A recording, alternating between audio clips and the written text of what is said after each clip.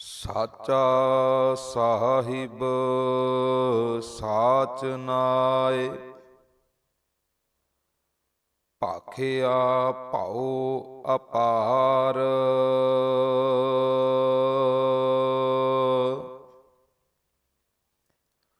ਆਖਹਿ ਮੰਗਹਿ ਦੇਹ ਦੇ, ਦਾਤ ਕਰੇ ਦਾਤਾਰ।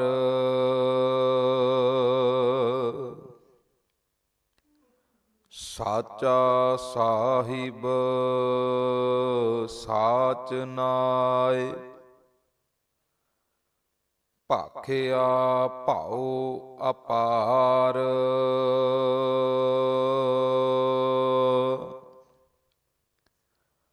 ਆਖਹਿ ਮੰਗਹਿ ਦੇਹ ਦੇਹ, ਦਾਤ ਕਰੇ ਦਾਤਾਰ।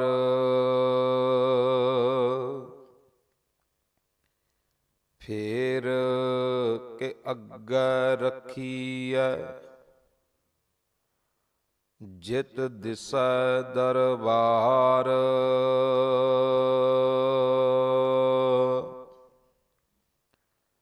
ਮੂੰਹ ਕੇ ਬੋਲਣ ਬੋਲੀਐ, ਜਿਤ ਸੁਣ ਧਰੇ ਪਿਆਰ।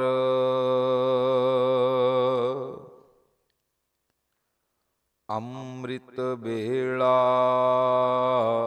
ਸਚ ਨਾਉ, ਵਡਿਆਈ ਵਿਚਾਰ।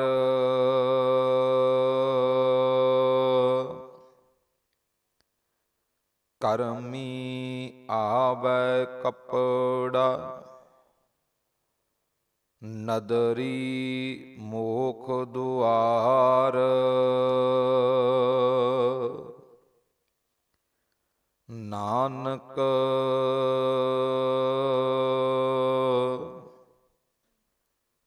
ਏਵੈ ਜਾਣੀਐ, ਸਭ ਆਪੇ ਸਚਿਆਰ।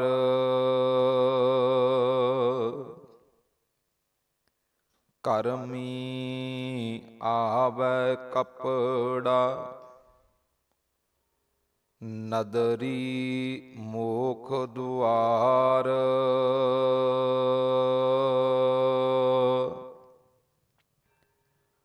ਨਾਨਕ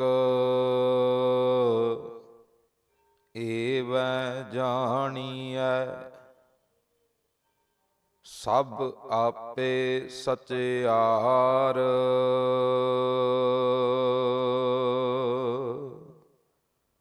ਵਾਹਿਗੁਰੂ ਜੀ ਕਾ ਖਾਲਸਾ,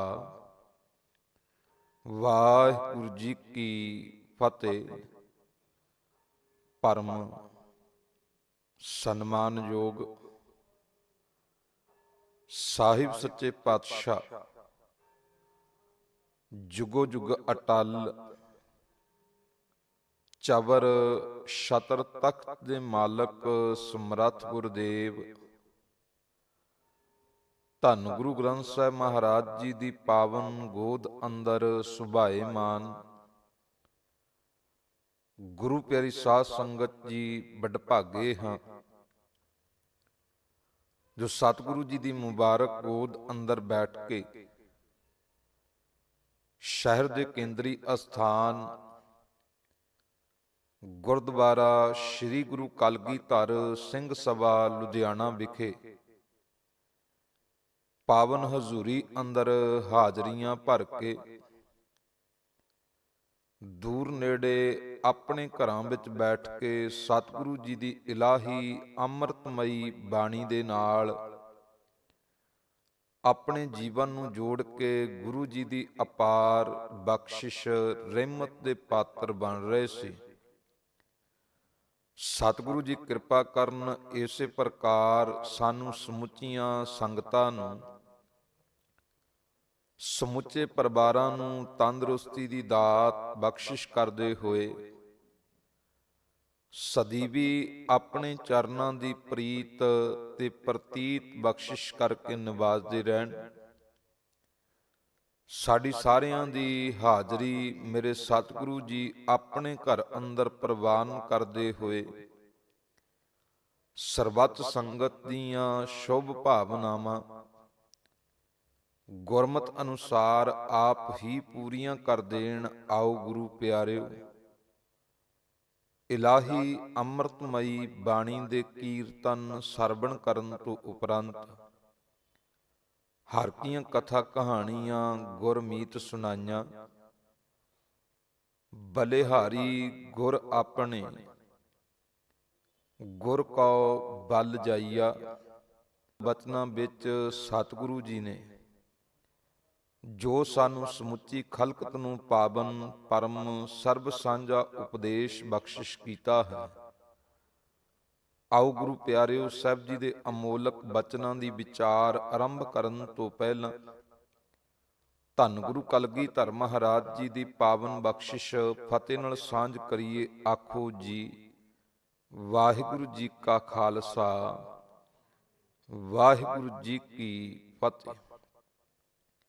ਸਤਿਗੁਰੂ ਗੁਰੂ ਨਾਨਕ ਸਾਹਿਬ ਸੱਚੇ ਪਾਤਸ਼ਾਹ ਜੀ ਨੇ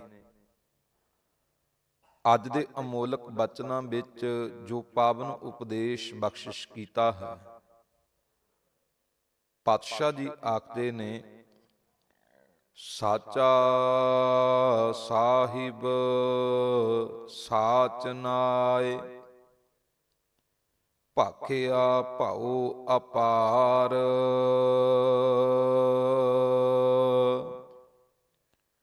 ਆਖੈ ਮੰਗਹਿ ਦੇਹ ਦੇਹ, ਦਾਤ ਕਰੇ ਦਾਤਾਰ। ਸਤਿਗੁਰੂ ਗੁਰੂ ਨਾਨਕ ਸਾਹਿਬ ਮਹਾਰਾਜ ਜੀ ਆਖਦੇ ਨੇ ਕਿ ਹੇ ਭਾਈ,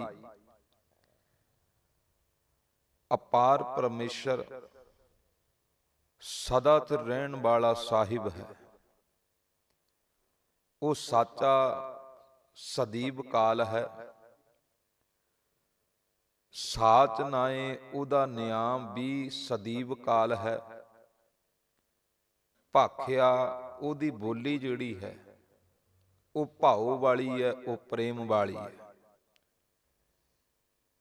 ਪਾਤਸ਼ਾਹ ਜੀ ਕਹਿੰਦੇ ਮਾਲਕ ਪਰਮੇਸ਼ਰ ਸਦੀਵ ਕਾਲ ਹੈ। ਇਸ ਗੱਲ ਨੂੰ ਆਪਣੇ ਜੀਵਨ ਵਿੱਚ ਲੈ ਕੇ ਆ। ਉਹ ਮਾਲਕ ਪਰਮੇਸ਼ਰ ਜੰਮਦਾ ਅਤੇ ਮਰਦਾ ਨਹੀਂ, ਆਉਂਦਾ ਅਤੇ ਜਾਂਦਾ ਨਹੀਂ। ਉਹ ਸਦੀਵ ਕਾਲ ਇਸ ਜਗਤ ਵਿੱਚ ਵਿਆਪਕ ਹੈ। ਇਹ ਭਰੋਸਾ ਤੇਰੇ ਅੰਦਰ ਬਣਨਾ ਚਾਹੀਦਾ ਹੈ। ਜੇ ਇਹ ਭਰੋਸਾ ਤੇਰੇ ਅੰਦਰ ਬਣ ਜਾਵੇ, ਫਿਰ ਤੂੰ ਸਦਾ ਹੀ ਆਪਣੇ ਸਾਹਿਬ ਦੀ ਹਜ਼ੂਰੀ ਦੇ ਵਿੱਚ ਆਪਣਾ ਜੀਵਨ ਬਤੀਤ ਕਰੇ। ਸਤਿਗੁਰੂ ਜੀ ਦੀ ਬਾਣੀ ਵਿੱਚ ਧੰਨ ਗੁਰੂ ਅਮਰਦਾਸ ਸੱਚੇ ਪਾਤਸ਼ਾਹ ਜੀ ਦੇ ਅਮੋਲਕ ਬਚਨ, ਪਾਤਸ਼ਾਹ ਜੀ ਕਹਿੰਦੇ, ਸਾਹਿਬ ਮੇਰਾ ਸਦਾ ਹੈ, ਦਿਸੈ ਸ਼ਬਦ ਕਮਾਏ। ਹੇ ਭਾਈ, ਮੇਰਾ ਮਾਲਕ ਪਰਮੇਸ਼ਰ ਸਦੀਵ ਕਾਲ ਹੈ, ਪਰ ਇਹ ਭਰੋਸਾ ਤਦੋਂ ਬਣਦਾ ਹੈ ਜਦੋਂ ਅਸੀਂ ਸ਼ਬਦ ਦੀ ਕਮਾਈ ਕਰਦੇ ਹਾਂ। ਜਦੋਂ ਅਸੀਂ ਆਪਣੇ ਗੁਰੂ ਦੇ ਸ਼ਬਦ ਨੂੰ ਕਮਾਉਂਦੇ ਹਾਂ, ਉਦੋਂ ਇਸ ਗੱਲ ਦਾ ਭਰੋਸਾ ਵੱਜਦਾ, ਅਹਿਸਾਸ ਬਣਦਾ, ਵਿਸ਼ਵਾਸ ਬਣਦਾ ਕਿ ਮੇਰਾ ਮਾਲਕ ਸਦੀਵ ਕਾਲ ਹੈ। ਸਾਹਿਬ ਮੇਰਾ ਸਦਾ ਹੈ, ਦਿਸੈ ਸ਼ਬਦ ਕਮਾਏ। ਉਹ ਔਹਾਣੀ ਕਦੇ ਨਾਹੀਂ, ਨਾ ਆਵੈ ਨਾ ਜਾਏ। ਉਹ ਅਵਨਾਸ਼ੀ ਪੁਰਖ ਹੈ, ਸਭ ਮੈਂ ਰਹਿਆ ਸਮਾਏ।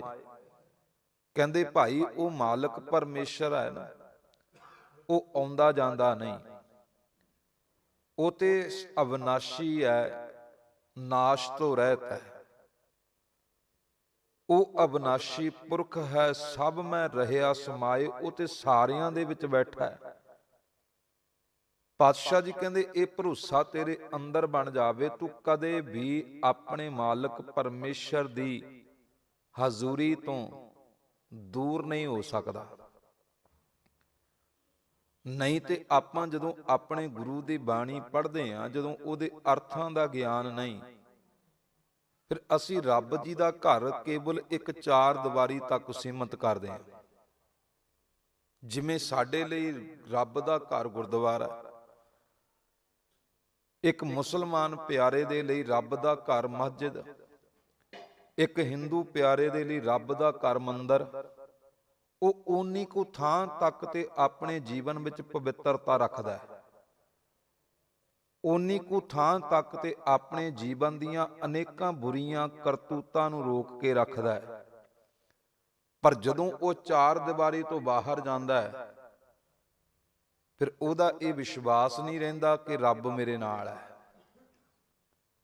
ਇਸ ਕਰਕੇ ਉਹ ਧਾਰਮਿਕ ਅਸਥਾਨ ਦੀ ਚਾਰ ਦੀਵਾਰੀ ਤੋਂ ਬਾਹਰ ਫਿਰ ਅਨੇਕਾਂ ਤਰ੍ਹਾਂ ਦੀਆਂ ਬੁਰੀਆਂ ਕਰਤੂਤਾਂ ਕਰਦਾ, ਬੁਰੇ ਵਿਚਾਰਾਂ ਦਾ ਧਾਰਨੀ ਬਣਦਾ, ਕਿਉਂਕਿ ਉਹਨੂੰ ਇਉਂ ਲੱਗਦਾ ਵੀ ਰੱਬ ਦਾ ਘਰ ਤੇ ਦੂਰ ਰਹਿ ਗਿਆ।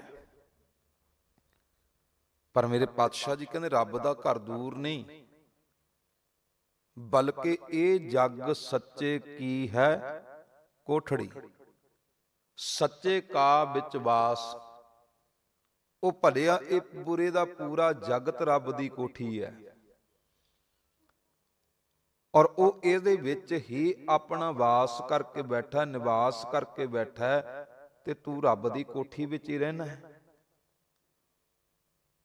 ਹੁਣ ਜੇ ਤੇਰਾ ਇਹ ਭਰੋਸਾ ਵੱਜ ਜਾਵੇ ਮੈਂ ਤੇ ਰੱਬ ਦੇ ਘਰ ਵਿੱਚ ਸਦਾ ਹੀ ਹਾਂ, ਮੈਂ ਤੇ ਜਿੱਥੇ ਵੀ ਜਾਂਦਾ ਹਾਂ, ਜਾਂ ਪੇਖੋਂ ਤਾਂ ਹਜ਼ੂਰ ਦੂਰ ਕਤੋ ਨਾ ਜਾਈ, ਰੱਬ ਰਹਿਆ ਸਰਬਤਰ ਮੈਂ ਮਨ ਸਦਾ ਧਿਆਈ। ਮਨਾ ਸਦਾ ਧਿਆਨ ਲਾ ਕੇ ਤੇ ਵੇਖ, ਉਹ ਤੇ ਤੇਰੇ ਨਾਲ ਹੀ ਹੈ, ਉਹ ਤੇ ਤੇਰੇ ਕੋਲ ਹੀ ਹੈ, ਔਰ ਸਦੀਵ ਕਾਲ ਹੈ।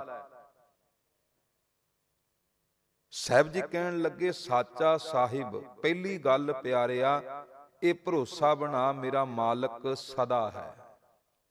ਉਹ ਜੰਮਦਾ ਮਰਦਾ ਨਹੀਂ, ਆਉਂਦਾ ਜਾਂਦਾ ਨਹੀਂ।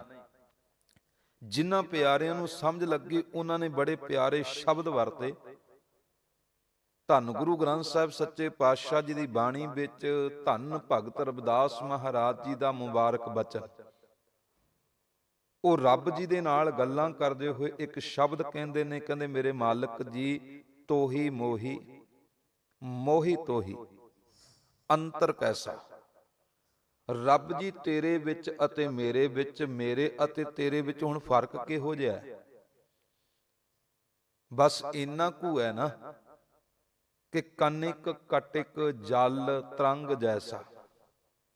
ਹੁਣ ਧਿਆਨ ਮਾਰਿਓ, ਇੱਕ ਪਾਸੇ ਰੱਬ ਦੀ ਗੱਲ ਕੀਤੀ ਤੇ ਇੱਕ ਪਾਸੇ ਆਪਣੀ ਗੱਲ ਕੀਤੀ। ਕਹਿੰਦੇ ਰੱਬ ਜੀ ਤੇਰੇ ਅਤੇ ਮੇਰੇ ਵਿੱਚ, ਮੇਰੇ ਤੇ ਤੇਰੇ ਵਿੱਚ ਫਰਕ ਪਤਾ ਕਿੰਨਾ ਕੁ ਹੈ? ਤੂੰ ਕਨਿਕ ਹੈ, ਮੈਂ ਕਟਿਕ ਹਾਂ।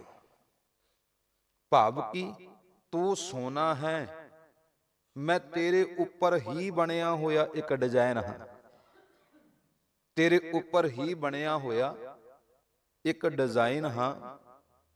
ਮੇਰੇ ਮਾਲਕ ਪਰਮੇਸ਼ਰ ਜੀ ਡਿਜ਼ਾਈਨ ਖਤਮ ਹੋ ਜਾਂਦਾ ਹੈ, ਪਰ ਸੋਨਾ ਥੋੜੀ ਖਤਮ ਹੁੰਦਾ ਹੈ। ਧਿਆਨ ਮਾਰ ਕੇ ਵੇਖਣਾ ਉਹਨਾਂ ਦੀ ਭਾਵਨਾ, ਜਿਨ੍ਹਾਂ ਨੂੰ ਪਤਾ ਲੱਗਿਆ ਸਾਚਾ ਸਾਹਿਬ ਰੱਬ ਜੀ ਸਦਾ ਤੇ ਰਹਿਣ ਵਾਲੇ। ਜਿਵੇਂ ਹੁਣ ਸੋਨਾ ਜਿਹੜਾ ਹੈ ਨਾ, ਉਹ ਸੋਨੇ ਦੇ ਕਰਕੇ ਕਈ ਆਕਾਰ ਬਣਦੇ ਨੇ, ਕਈ ਗਹਿਣੇ ਬਣਦੇ ਨੇ, ਉਹਨਾਂ ਦੇ ਨਾਮ ਅਲੱਗ-ਅਲੱਗ। ਜੇ ਆਪਾਂ ਗਲ ਵਿੱਚ ਪਾ ਲਿਆ ਤੇ ਕਹਿ ਦਿੱਤਾ ਇਹ ਹਾਰ ਹੈ, ਜੇ ਆਪਾਂ ਉਂਗਲ ਵਿੱਚ ਪਾ ਲਿਆ ਤੇ ਆਪਾਂ ਕਹਿੰਦੇ ਆ ਸ਼ਾਂਪ ਹੈ, ਮੁੰਦਰੀ ਹੈ, ਰਿੰਗ। ਜੇ ਆਪਾਂ ਗੁੱਟ ਵਿੱਚ ਪਾ ਲਿਆ ਆਪਾਂ ਕਹਿੰਦੇ ਆ ਇਹ ਕੜਾ ਹੈ, ਕੰਗਣ ਹੈ। ਹੁਣ ਅਲੱਗ-ਅਲੱਗ ਡਿਜ਼ਾਈਨ ਤੇ ਬਣ ਗਏ, ਆਕਾਰ ਤੇ ਬਣ ਗਏ, ਪਰ ਜਿਨ੍ਹਾਂ ਤੋਂ ਇਹ ਆਕਾਰ ਬਣੇ ਨੇ ਉਹ ਸੋਨਾ ਤੇ ਇੱਕ ਹੈ। ਜਦੋਂ ਵੀ ਸੁਨਿਆਰਾ ਉਹ ਸੋਨੇ ਨੂੰ ਢਾਲਦਾ, ਡਿਜ਼ਾਈਨ ਖਤਮ ਹੁੰਦੇ ਨੇ, ਸੋਨਾ ਖਤਮ ਨਹੀਂ ਹੁੰਦਾ। ਧੰਨ ਰਵਿਦਾਸ ਮਹਾਰਾਜ ਜੀ ਕਹਿੰਦੇ ਰੱਬ ਜੀ ਅਸੀਂ ਤੇਰੇ ਵਿੱਚੋਂ ਬਣੇ ਹੋਏ ਹੀ ਗਹਿਣੇ ਹਾਂ, ਤੇਰੇ ਵਿੱਚੋਂ ਬਣੇ ਹੋਏ ਹੀ ਆਕਾਰ ਹਾਂ। ਹਾਂ ਇੱਕ ਗੱਲ ਸੱਚ ਹੈ ਵੀ ਜਿੱਦਣ ਆਪ ਜੀ ਦਾ ਹੁਕਮ ਆਵੇਗਾ ਸਾਡੇ ਸਰੀਰ ਰੂਪੀ ਗਹਿਣਿਆਂ ਦੇ ਆਕਾਰ ਵਿਨਸ ਜਾਣਗੇ, ਪਰ ਤੂੰ ਥੋੜੀ ਵਿਨਸਣਾ। ਜਿਵੇਂ ਸੋਨਾ ਖਤਮ ਨਹੀਂ ਹੁੰਦਾ, ਸੋਨੇ ਦੇ ਉੱਪਰ ਬਣਿਆ ਹੋਇਆ ਡਿਜ਼ਾਈਨ ਖਤਮ ਹੁੰਦਾ ਹੈ। ਕਨਿਕ ਕਟਿਕ ਜਲ ਤਰੰਗ ਜੈਸਾ। ਕਹਿੰਦੇ ਰੱਬ ਜੀ ਤੂੰ ਜਲ ਦਾ ਸੋਮਾ ਹੈ ਔਰ ਮੈਂ ਤੇਰੇ ਵਿੱਚ ਹੀ ਬਣਿਆ ਹੋਇਆ ਬੁਲਬੁਲਾ ਹਾਂ, ਤੇਰੇ ਵਿੱਚ ਹੀ ਬਣਿਆ ਹੋਇਆ ਲਹਿਰ ਤਰੰਗ। ਹੁਣ ਧਿਆਨ ਮਾਰ ਕੇ ਵੇਖਣਾ, ਧੰਨ ਰਵਿਦਾਸ ਮਹਾਰਾਜ ਜੀ ਨੇ ਸਾਚਾ ਸਾਹਿਬ ਇਹਦੀ ਵਿਆਖਿਆ ਕਹਿੰਦੇ ਰੱਬ ਜੀ ਸਦਾ ਸਥਿਰ ਰਹਿਣ ਵਾਲੇ। ਪਤਾ ਕਿਵੇਂ? ਜਿਵੇਂ ਪਾਣੀ ਦੇ ਵਿੱਚ ਕਈ ਤਰੰਗਾਂ ਪੈਦਾ ਹੁੰਦੀਆਂ ਨੇ, ਕਈ ਲਹਿਰਾਂ ਪੈਦਾ ਹੁੰਦੀਆਂ ਨੇ, ਕਈ ਬੁਲਬੁਲੇ ਪੈਦਾ ਹੁੰਦੇ ਨੇ, ਪਰ ਪਾਤਸ਼ਾਹ ਜੀ ਕਹਿੰਦੇ ਬੁਲਬੁਲੇ ਤੇ ਖਤਮ ਹੋ ਜਾਂਦੇ ਨੇ, ਪਾਣੀ ਥੋੜੀ ਖਤਮ ਹੁੰਦਾ। ਕਨਿਕ ਕਟਿਕ ਜਲ ਤਰੰਗ ਜੈਸਾ। ਕਹਿੰਦੇ ਏਦਾਂ ਹੀ ਮੇਰੇ ਰੱਬ ਰੂਪੀ ਸਮੁੰਦਰ ਦੇ ਵਿੱਚ ਸਾਡੇ ਸਾਰਿਆਂ ਦੇ ਜੀਵਨ ਰੂਪੀ ਬੁਲਬੁਲੇ ਤੇ ਲਹਿਰਾਂ ਪੈਦਾ ਹੋਈਆਂ ਨੇ। ਇਹ ਸਰੀਰ ਰੂਪੀ ਬੁਲਬੁਲੇ ਅਤੇ ਲਹਿਰਾਂ ਖਤਮ ਹੋਣਗੀਆਂ, ਰੱਬ ਰੂਪੀ ਸਮੁੰਦਰ ਸਦੀਵ ਕਾਲ ਹੈ। ਹੁਣ ਧੰਨ ਰਵਿਦਾਸ ਮਹਾਰਾਜ ਜੀ ਕਹਿੰਦੇ ਪਿਆਰਿਆ ਤੇਰੇ ਅੰਦਰ ਇਹ ਭਰੋਸਾ ਬੱਝੇ ਕਿ ਸਾਹਿਬ ਮੇਰਾ ਸਦਾ ਹੈ। ਤੇਰੇ ਅੰਦਰ ਇਹ ਭਰੋਸਾ ਬੱਝੇ ਕਿ ਸਾਚਾ ਸਾਹਿਬ ਮੇਰਾ ਮਾਲਕ ਸਦੀਵ ਕਾਲ ਹੈ, ਉਹ ਖਤਮ ਨਹੀਂ ਹੁੰਦਾ। ਸਾਨੂੰ ਇਹੋ ਜਿਹੇ ਰੱਬ ਜੀ ਦੇ ਚਰਨਾਂ ਨਾਲ ਜੋੜਿਆ ਜੋ ਸਦੀਵ ਕਾਲ ਹੈ। ਇਹ ਨਹੀਂ ਵੀ ਅਸੀਂ ਉਡੀਕ ਕਰੀਏ, ਜਿਵੇਂ ਕਹਿੰਦੇ ਜੀ ਸਤਯੁਗ ਵਿੱਚ ਕੋਈ ਆਇਆ, ਦੁਆਪਰ ਵਿੱਚ ਕੋਈ ਆਇਆ, ਤ੍ਰੇਤੇ ਵਿੱਚ ਕੋਈ ਆਇਆ ਤੇ ਕਲਯੁਗ ਵਿੱਚ ਕੋਈ ਹੋਰ ਆਵੇਗਾ। ਜਿਵੇਂ ਉਡੀਕ ਕਰਦੇ ਨੇ ਵੀ ਕਲਯੁਗ ਦੇ ਵਿੱਚ ਜੀ ਨੇ ਕਲੰਕ ਆਵੇਗਾ ਜਾਂ ਮਹਾਂਕਾਲ ਆਵੇ। ਪਤਾ ਨਹੀਂ ਕਿੱਥੇ ਅਸੀਂ ਆਪਣੇ ਜੀਵਨ ਨੂੰ ਟਿਕਾਇਆ, ਪਰ ਮੇਰੇ ਸਾਹਿਬ ਜੀ ਕਹਿੰਦੇ ਉਹ ਤੇ ਸਦੀਵ ਕਾਲ ਹੈ, ਉਹ ਤੇ ਆਉਂਦਾ ਜਾਂਦਾ ਹੈ ਹੀ ਨਹੀਂ, ਉਹ ਤੇ ਸਦਾ ਮੌਜੂਦ ਹੈ। ਕਦੇ ਆਪਣੇ ਜੀਵਨ ਵਿੱਚ ਇਸ ਗੱਲ ਦਾ ਭਰੋਸਾ ਬਣਾ ਕੇ ਤੇ ਵੇਖ, ਫਿਰ ਤੂੰ ਆਪ ਕਹੇਂਗਾ ਇਹ ਗੱਲ ਕਿ ਰੱਬ ਰਿਹਾ ਸਰਬੱਤਰ ਮੈਂ ਮਨ ਸਦਾ ਧਿਆਈ। ਉਹਦਾ ਧਿਆਨ ਧਰ ਕੇ ਤੇ ਵੇਖ, ਉਹ ਤੇ ਸਾਰਿਆਂ ਵਿੱਚ ਬੈਠਾ, ਉਹ ਤੇ ਤੇਰੇ ਤੋਂ ਦੂਰ ਕਿਤੇ ਵੀ ਨਹੀਂ। ਧੰਨ ਗੁਰੂ ਨਾਨਕ ਸੱਚੇ ਪਾਤਸ਼ਾਹ ਜੀ ਕਹਿੰਦੇ ਪੁੱਤ ਸਾਚਾ ਸਾਹਿਬ ਇਹ ਗੱਲ ਪੜ੍ਹ ਕੇ ਨਾ ਭਰੋਸਾ ਬਣਾ ਲੈ, ਮੇਰਾ ਮਾਲਕ ਜੰਮਦਾ ਅਤੇ ਮਰਦਾ ਨਹੀਂ। ਮੇਰਾ ਮਾਲਕ ਉਹ ਤੇ ਸਦੀਵ ਕਾਲ ਹੈ, ਉਹ ਤੇ ਆਉਂਦਾ ਜਾਂਦਾ ਹੈ ਹੀ ਨਹੀਂ, ਉਹ ਤੇ ਸਦਾ ਹੀ ਇਸ ਧਰਤੀ ਦੇ ਉੱਪਰ ਵਿਆਪਕ ਹੈ। ਸਦਾ ਮੇਰੇ ਅੰਗ ਸਦਾ ਅੰਗ ਸੰਗੇ, ਉਹ ਤੇ ਮੇਰੇ ਸਦਾ ਅੰਗ ਸੰਗ ਹੈ। ਇਹ ਭਰੋਸਾ ਬੱਝਣਾ ਚਾਹੀਦਾ ਪਿਆਰਿਓ। ਜਦੋਂ ਆਪਾਂ ਸਤਿਗੁਰੂ ਜੀ ਦੇ ਇਤਿਹਾਸ ਨੂੰ ਬਾਚਾਂਗੇ ਨਾ, ਮੈਂ ਕਈ ਵਾਰੀ ਇਹ ਬੇਨਤੀਆਂ ਚਰਨਾਂ ਵਿੱਚ ਕੀਤੀਆਂ, ਗੁਰੂ ਨਾਨਕ ਸੱਚੇ ਪਾਤਸ਼ਾਹ ਜੀ ਨੇ ਆ ਸ਼ਬਦ ਕਿਹਾ ਨਾ ਜੀ ਸਾਚਾ ਸਾਹਿਬ, ਔਰ 10ਵੇਂ ਪਾਤਸ਼ਾਹ ਧੰਨ ਗੁਰੂ ਗੋਬਿੰਦ ਸਿੰਘ ਸੱਚੇ ਪਾਤਸ਼ਾਹ ਜੀ ਨੇ ਇਹ ਸ਼ਬਦ ਤੇ ਪੂਰਨ ਭਰੋਸਾ ਬਣਾਇਆ। ਜਦੋਂ ਗੁਰੂ ਕਲਗੀਧਰ ਸੱਚੇ ਪਾਤਸ਼ਾਹ ਜੀ ਦਾ ਨਗਰ ਉਜਾੜ ਦਿੱਤਾ, ਪਰਿਵਾਰ ਜਿਹੜਾ ਹੈ ਕਤਲ ਕਰ ਦਿੱਤਾ, ਫੌਜਾਂ ਕਤਲ ਹੋ ਗਈਆਂ, ਸਭ ਕੁਝ ਵਿਨਸ ਗਿਆ, ਪਰ ਗੁਰੂ ਕਲਗੀਧਰ ਸੱਚੇ ਪਾਤਸ਼ਾਹ ਜੀ ਦੀ ਜ਼ਿੰਦਗੀ ਦੇ ਵਿੱਚੋਂ ਆਨੰਦ ਖਤਮ ਨਹੀਂ ਹੋਇਆ। ਗੁਰੂ ਗੋਬਿੰਦ ਸਿੰਘ ਸੱਚੇ ਪਾਤਸ਼ਾਹ ਜੀ ਦੀ ਜ਼ਿੰਦਗੀ ਦੇ ਵਿੱਚੋਂ ਖੇੜਾ ਖਤਮ ਨਹੀਂ ਹੋਇਆ, ਜਿਹਦੇ ਬਾਰੇ ਸਾਹਿਬ ਜੀ ਦੀ ਬਾਣੀ ਕਹਿੰਦੀ ਹੈ ਨਾ ਵੀ ਨਾਨਕ ਭਗਤਾਂ ਸਦਾ ਵਿਗਾਸ। ਰੱਬ ਦੇ ਪਿਆਰਿਆਂ ਦੀ ਜ਼ਿੰਦਗੀ ਵਿੱਚ ਸਦਾ ਵਿਗਾਸ ਰਹਿੰਦਾ, ਖੇੜਾ ਰਹਿੰਦਾ, ਆਨੰਦ ਰਹਿੰਦਾ। ਉਹ ਆਨੰਦ ਕਦੇ ਖਤਮ ਨਹੀਂ ਹੁੰਦਾ, ਕਿਉਂਕਿ ਉਹਨਾਂ ਦੇ ਅੰਦਰ ਇੱਕ ਭਰੋਸਾ ਹੈ ਸਾਚਾ ਸਾਹਿਬ। ਔਰ ਗੁਰੂ ਗੋਬਿੰਦ ਸਿੰਘ ਸੱਚੇ ਪਾਤਸ਼ਾਹ ਜੀ ਦੀ ਜ਼ਿੰਦਗੀ ਵਿੱਚ ਜਦੋਂ ਏਡਾ ਵੱਡਾ ਕਹਿਰ ਵਾਪਰਿਆ ਨਾ, ਵੀ ਘਰ-ਬਾਰ ਉਜੜ ਗਿਆ, ਪਰਿਵਾਰ ਕਤਲ ਹੋ ਗਿਆ, ਫੌਜਾਂ ਕਤਲ ਹੋ ਗਈਆਂ, ਧਨ ਦੌਲਤ ਵਿਨਸ ਗਈ, ਸਤਿਗੁਰੂ ਜੀ ਦੇ ਸੌਣ ਦੇ ਲਈ, ਰਹਿਣ ਦੇ ਲਈ ਕੋਈ ਘਰ ਵੀ ਨਹੀਂ, ਕੋਈ ਬਿਸਤਰਾ ਨਹੀਂ, ਕੋਈ ਤਖਤ ਨਹੀਂ, ਕੋਈ ਤਾਜ ਨਹੀਂ। ਇਹੋ ਜਿਹੇ ਹਾਲਾਤ ਵਿੱਚ ਵੀ ਕਲਗੀਧਰ ਪਾਤਸ਼ਾਹ ਆਨੰਦ ਵਿੱਚ, ਖੇੜੇ ਵਿੱਚ। ਔਰ ਜ਼ਫਰਨਾਮੇ ਵਿੱਚ ਉਹਨਾਂ ਨੇ ਸ਼ਬਦ ਜਿਹੜੇ ਲਿਖ ਕੇ ਭੇਜੇ ਨਾ ਔਰੰਗਜ਼ੇਬ ਨੂੰ, ਉਹਨਾਂ ਨੂੰ ਪੜ੍ਹ ਕੇ ਔਰੰਗਜ਼ੇਬ ਦੀ ਰੂਹ ਕੰਬ ਉੱਠੀ। ਉਹ ਮੈਂ ਤਖਤ ਤਾਜ ਨੂੰ ਪ੍ਰਾਪਤ ਕਰਨ ਤੋਂ ਬਾਅਦ ਵੀ ਇਹ ਆਨੰਦ ਪ੍ਰਾਪਤ ਨਹੀਂ ਕਰ ਸਕਿਆ ਜੋ ਕਲਗੀਧਰ ਦੇ ਕੋਲ ਹੈ। ਪਤਾ ਕੀ ਕਿਹਾ ਉੱਥੇ? ਕਲਗੀਧਰ ਪਿਤਾ ਨੇ ਇੱਕ ਸ਼ਬਦ ਕਿਹਾ, ਕਹਿੰਦੇ ਕੀ ਹੋਇਆ ਜੇ ਤੂੰ ਮੇਰੇ 4 ਪੁੱਤ ਕਤਲ ਕਰ ਦਿੱਤੇ ਨਾ, ਹਰੇ ਮੇਰਾ ਕੁੰਡਲੀਆ ਖਾਲਸਾ ਜਿਉਂਦਾ। ਦੂਜਾ ਸ਼ਬਦ ਉੱਥੇ ਕਲਗੀਧਰ ਪਾਤਸ਼ਾਹ ਜੀ ਨੇ ਸਾਚਾ ਸਾਹਿਬ ਦੀ ਵਿਆਖਿਆ ਕੀਤੀ। ਮੇਰੇ ਪਾਤਸ਼ਾਹ ਜੀ ਕਹਿੰਦੇ, ਨਾ ਪੇਚੀਦਾ ਮੂਏ, ਨਾ ਰੰਜਦਾ ਤਨ, ਕਿ ਬੇਰੂ ਖੁਦਾ ਬਰ ਦੁਸ਼ਮਨ ਸ਼ਿਕਨ। ਕਹਿੰਦੇ ਔਰੰਗਜ਼ੇਬ ਭੁਲੇਖੇ ਵਿੱਚ ਨਾ ਰਹੀ, ਤੂੰ ਆ ਸਾਰਾ ਕੁਝ ਖਤਮ ਕਰਕੇ ਮੇਰੇ ਜੀਵਨ ਦੇ ਵਿੱਚ ਦੁੱਖ ਪੈਦਾ ਕਰ ਦਿਆਂਗਾ, ਦਰਦ ਪੈਦਾ ਕਰ ਦਵੇਂਗਾ ਕਿ ਮੈਂ ਕੁਰਲਾਵਾਂਗਾ। ਕਲਗੀਧਰ ਪਾਤਸ਼ਾਹ ਜੀ ਕਹਿੰਦੇ, ਨਾ ਪੇਚੀਦਾ ਮੂਏ, ਤੂੰ ਮੇਰਾ ਵਾਲ ਵੀ ਵਿੰਗਾ ਨਹੀਂ ਕਰ ਸਕਿਆ। ਮੂਏ ਦਾ ਅਰਥ ਹੁੰਦਾ ਵਾਲ। ਨਾ ਪੇਚੀਦਾ ਮੂਏ, ਤੂੰ ਤੇ ਮੇਰਾ ਵਾਲ ਵੀ ਵਿੰਗਾ ਨਹੀਂ ਕਰ ਸਕਿਆ। ਨਾ ਰੰਜਦਾ ਤਨ, ਤੂੰ ਤੇ ਮੇਰੇ ਤਨ ਵਿੱਚ ਥੋੜਾ ਜਿਹਾ ਦਰਦ ਵੀ ਪੈਦਾ ਨਹੀਂ ਕਰ ਸਕਿਆ। ਪਤਾ ਕਿਉਂ? ਕਿ ਬੇਰੂ ਖੁਦਾ ਬਾ ਦੁਸ਼ਮਨ ਸ਼ਿਕਨ, ਕਿਉਂਕਿ ਦੁਸ਼ਮਣਾਂ ਨੂੰ ਖਤਮ ਕਰਨ ਵਾਲਾ ਖੁਦਾ ਅੱਜ ਵੀ ਮੇਰੇ ਨਾਲ ਖਲੋਤਾ ਹੈ। ਔਰੰਗਜ਼ੇਬ, ਜਦੋਂ ਤੱਕ ਖੁਦਾ ਮੇਰੇ ਕੋਲ ਹੈ, ਤੂੰ ਮੇਰਾ ਵਾਲ ਵੀ ਵਿੰਗਾ ਨਹੀਂ ਕਰ ਸਕਦਾ।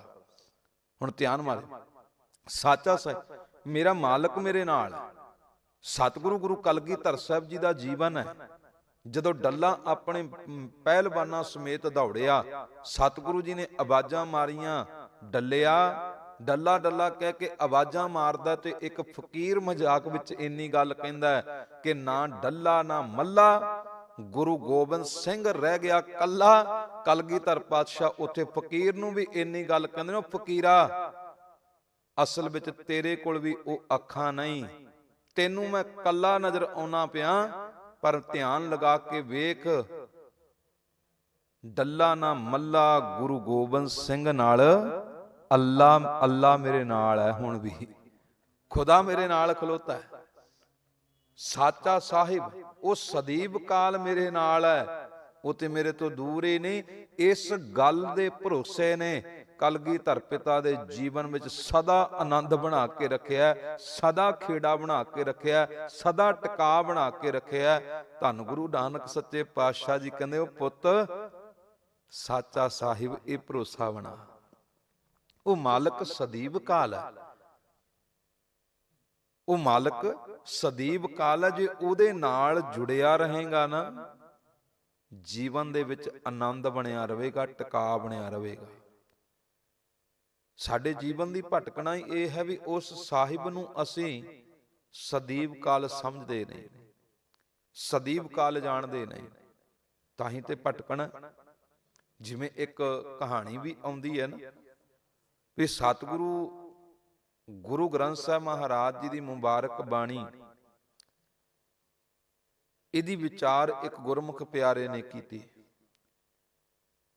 ਇਸ ਬਾਣੀ ਦਾ ਇੱਕ ਪਿਆਰੇ ਨੇ ਕੀਰਤਨ ਕੀਤਾ ਤੇ ਸੰਗਤ ਵਿੱਚ ਇੱਕ ਮਾਤਾ ਨੇ ਉਸ ਗੁਰਮੁਖ ਪਿਆਰੇ ਦੇ ਕੋਲੋਂ ਬਾਣੀ ਦੇ ਬਚਨ ਸੁਣਨ ਤੋਂ ਬਾਅਦ ਸ਼ਬਦ ਕਿਹਾ, ਮੈਂ ਤੁਹਾਨੂੰ ਆਪਣਾ ਗੁਰੂ ਬਣਾਉਣਾ ਚਾਹੁੰਦੀ ਹਾਂ। ਜਦੋਂ ਉਸ ਗੁਰਮੁਖ ਪਿਆਰੇ ਨੇ ਗੱਲ ਸੁਣੀ, ਉਸ ਮਾਤਾ ਦੀ ਉਮਰ ਦੇ ਵੱਲ ਵੇਖਿਆ ਤੇ ਸ਼ਬਦ ਕਿਹਾ, ਮਾਂ ਤੇਰੀ ਉਮਰ ਬੜੀ ਲੰਮੇਰੀ ਹੋ ਚੁੱਕੀ ਹੈ, ਕਿ ਹਾਲੇ ਤੱਕ ਕੋਈ ਗੁਰੂ ਨਹੀਂ ਬਣਾਇਆ? ਉਹ ਕਹਿੰਦੀ, ਨਹੀਂ, ਮੈਂ ਆਪਣੀ ਜ਼ਿੰਦਗੀ ਦੇ ਵਿੱਚ ਕਈ ਗੁਰੂ ਬਣਾਏ, ਪਰ ਉਹ ਸਮੇਂ-ਸਮੇਂ ਦੇ ਉੱਪਰ ਖਤਮ ਹੋ ਗਏ, ਮਰ ਗਏ। ਹੁਣ ਮੈਂ ਚਾਹੁੰਦੀ ਹਾਂ ਤੁਹਾਡੇ ਪ੍ਰਵਚਨ ਸੁਣੇ, ਤੁਹਾਡੇ ਮੁਖ ਦੇ ਵਿੱਚੋਂ ਬਾਣੀ ਸੁਣੀ, ਮੈਂ ਚਾਹੁੰਦੀ ਹਾਂ ਤੁਹਾਨੂੰ ਆਪਣਾ ਗੁਰੂ ਬਣਾ ਲਵਾਂ। ਉਸ ਗੁਰਮੁਖ ਪਿਆਰੇ ਨੇ ਬੜਾ ਪਿਆਰਾ ਸ਼ਬਦ ਕਿਹਾ, ਕਹਿੰਦੇ, ਮਾਂ ਮੇਰੇ ਸਵਾਸਾਂ ਦਾ ਵੀ ਕੋਈ ਭਰੋਸਾ ਥੋੜੀ ਹੈ ਵੀ ਮੈਂ ਸਦੀਵ ਕਾਲ ਆ। ਕੋਈ ਪਤਾ ਨਹੀਂ, ਆ ਤੇਰੇ ਨਾਲ ਗੱਲਾਂ ਸਾਂਝੀਆਂ ਕੀਤੀਆਂ, ਅਗਲਾ ਸਾਹ ਆਉਣਾ ਕਿ ਨਹੀਂ ਆਉਣਾ, ਫਿਰ ਮੇਰੇ ਵਰਗਾ ਗੁਰੂ ਲੱਭਦੀ ਫਿਰੇਂਗੀ। ਤੇ ਜੇ ਤੂੰ ਆਪਣੇ ਜੀਵਨ ਵਿੱਚ ਸਦੀਵ ਕਾਲ ਗੁਰੂ ਚਾਹੁੰਦੀ ਹੈ, ਤੇ ਮੈਂ ਤੈਨੂੰ ਇਹੋ ਜਿਹੇ ਗੁਰੂ ਦੇ ਚਰਨਾਂ ਨਾਲ ਜੋੜਦਾ ਜਿਹੜਾ ਜੁਗੋ ਜੁਗ ਅਟਲ ਧੰਨ ਸ਼੍ਰੀ ਗੁਰੂ ਗ੍ਰੰਥ ਸਾਹਿਬ ਮਹਾਰਾਜ ਹੈ। ਹੁਣ ਉਸ ਗੁਰਮੁਖ ਪਿਆਰੇ ਨੇ ਗੱਲ ਕਹੀ, ਸਾਡੇ ਸਰੀਰਾਂ ਨਾਲ ਨਾ ਜੁੜ, ਸਾਡੀਆਂ ਤਸਵੀਰਾਂ ਨਾਲ ਨਾ ਜੁੜ, ਜੇ ਜੁੜਨਾ ਹੀ ਸਦੀਵ ਕਾਲ ਰਹਿਣ ਵਾਲੇ ਆਪਣੇ ਮਾਲਕ ਪਰਮੇਸ਼ਰ ਦੇ ਚਰਨਾਂ ਨਾਲ ਜੁੜ ਜਾ। ਇਹੀ ਗੱਲਾਂ ਤੇ ਮੇਰੇ ਸਤਿਗੁਰੂ ਜੀ ਨੇ ਬਾਣੀ ਵਿੱਚ ਸਮਝਾਈਆਂ ਨਾ, ਵੀ ਵਾਹ ਵਾਹ ਬਾਣੀ ਨਿਰੰਕਾਰ ਹੈ, ਤਿਸ ਜੇਵੜ ਅਵਰ ਨਾ ਕੋਏ। ਇਹੀ ਗੱਲ ਤੇ ਕਹੀ ਹੈ ਕਿ ਸਤਿਗੁਰ ਕੀ ਬਾਣੀ ਸਤ ਸਰੂਪ ਹੈ, ਗੁਰਬਾਣੀ ਬਣੀ ਹੈ ਪਿਆਰਿਆ, ਤੂੰ ਗੁਰੂ ਦੀ ਬਾਣੀ ਦੇ ਨਾਲ ਜੁੜ।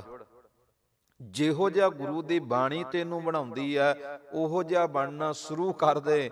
ਤੇਰੇ ਜੀਵਨ ਵਿੱਚ ਟਿਕਾ ਬਣੇਗਾ, ਆਨੰਦ ਬਣੇਗਾ, ਖੇੜਾ ਬਣੇਗਾ। ਸਾਚਾ ਸਾਹਿਬ ਉਹ ਮਾਲਕ ਸਦੀਵ ਕਾਲ ਹੈ, ਸਾਚ ਨਾਏ।